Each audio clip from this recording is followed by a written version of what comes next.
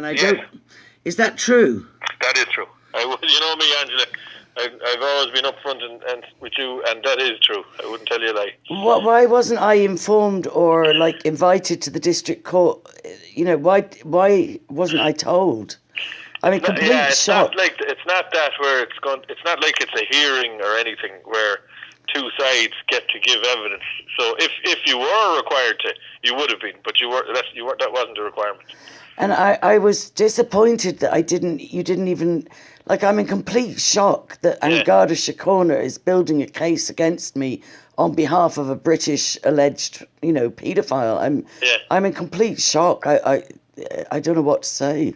Well, look, Angie, you know yourself, we deal with complaints as they come in and we investigate them. We're on neither side.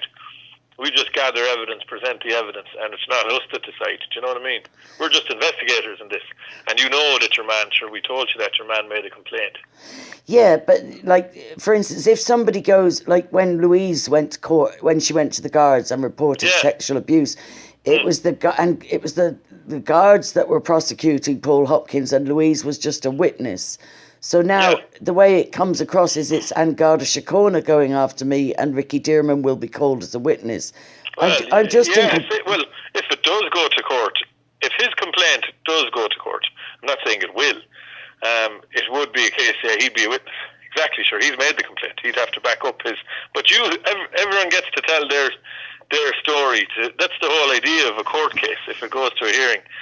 The judge or jury will listen to the evidence and what people have to say and decide then, you know what I'm saying? Yeah, but the thing is that it's very disturbing to me that I know. Presumably the DPP we don't want to I can't tell you not to be worried about it, obviously we had said to you before, just to get a bit of legal advice and stuff like that. And we were of course it's going to be disturbing and traumatic for you, especially anyone to be investigated isn't a nice thing, Come here, how is Louise? You mentioned her there. Yeah, let me just finish getting my head clear on this one, Mark.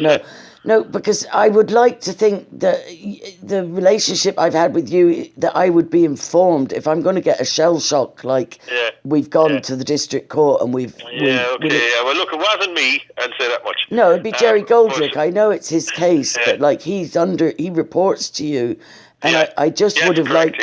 Yes. I did know about it. Yes, I did know about it. So I just would have liked a phone call to say, Angie, don't be shocked, you're going to get a notification and blah, blah, blah. Do you know what I'm saying? Well, I'll be honest with you. I didn't think they'd let you know, to be honest with you, but there you go. I tell you what, though, right? David, the other thing I wanted to say is Google have said to me if I want to oppose the release of data to get a solicitor and give them authority to deal with my solicitor. And I'll be honest with you, I don't have funds for a solicitor. I know that this ring in London is so corrupt. If they want to get me in jail and the Irish government cooperates, no solicitor in the land will save me. Well, I know if you can't afford a solicitor, as you say, you get a legal aid one, but yes, you will get a legal aid. I don't. I'm more likely the representation, but I'm more likely to go ahead with. I'm more likely to go ahead with pro se. Represent myself. I've got nothing but the truth on my side. I didn't actually know that Google had let you know. I don't think we'll be needing to go to them for any more. I think it was just. But I said to you from the get-go that I was happy for you or Jerry or anybody to access all of my. I said I'll give you. Give you my passwords. I've nothing to hide. To anyone who asked me, to any judge, you've been cooperative from the very start. And very open and honest. Yeah, and the other thing is it normal, or is this indication that this is going to trial, that you are building a case? Well, look, it's fairly straightforward. He's made an allegation of harassment on your behalf, that you've been harassing him and putting up all this stuff about him. I can't second guess the DPP's office, but our job is just to present everything that there is. But the DPP's obviously come back to you and said, go ahead and get an order to get her data access and all the rest. So that is an escalation, isn't it? Information more than, so we had to get more information from them. But I'd say that's pretty much it now. So the DPP hasn't made any decision yet, absolutely not. Right. But I'd say now, once they have everything together, they have to make a decision now at this stage, either to prosecute or not to prosecute. Right. So because you know what I mean? It's very possible the DPP could come back no prosecution, but it's also very possible they could come back with the prosecution. Well, the other question I have for you is, I've been listening to Richard Bruton on the radio and what have you, and he's saying that there are no adequate cyber laws in Ireland, and he's working to pass a bill to bring it in. Yes. And I'm just wondering, am I going to be a scapegoat? And I worry about social media, same as any parent, like yourself, Angela, you know. Yeah. So I would like, personally, and that's just on a personal note, I would like regulations to come in. No, I would, because when I tried to report death threats against me and harassment of me, Martin Donoghue in Old Castlegardy Barracks told me there's no legislation for that in Ireland, Angie. Look, if someone is being, say, if someone's threatening you, of course, there's legislation for that. That's threats in themselves. But they're online threats. You know, they're online if it's threats. Ongoing harassment, then harassment is an offence, you know. Yeah. So I need to counter-sue for there's people going after me and saying, I've spoken to Kelsgardy, they've assured me you're going to be incarcerated.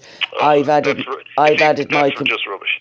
I can, honest to God, hand and heart say, Angie, that is rubbish. No one has spoke to me or Jerry.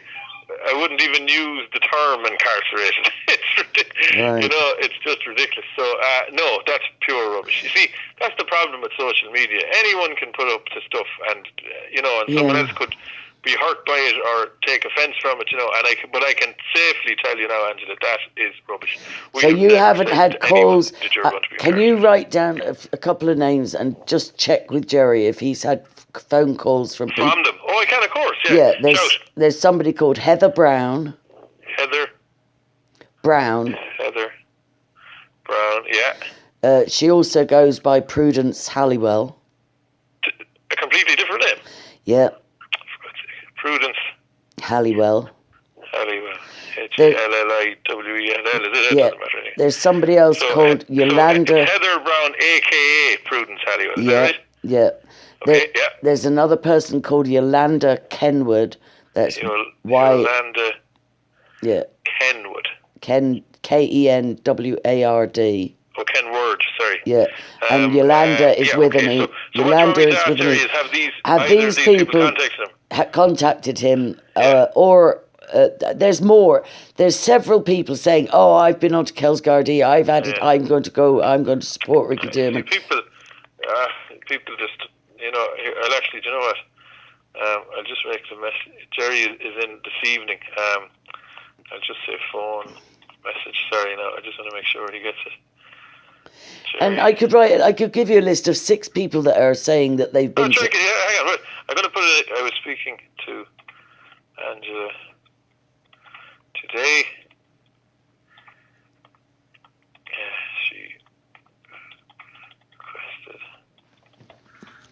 to know if any of the following contacted you. Okay, hang on now. So I'll just number these numbers. So one, we'll say Heather Brown, Heatherbrowne. Give me back my bank card. She is A-K. Sure, sorry. A-K-A. P-R-U-D-E-C. H-A-L-I-W-E. 2 is Yolanda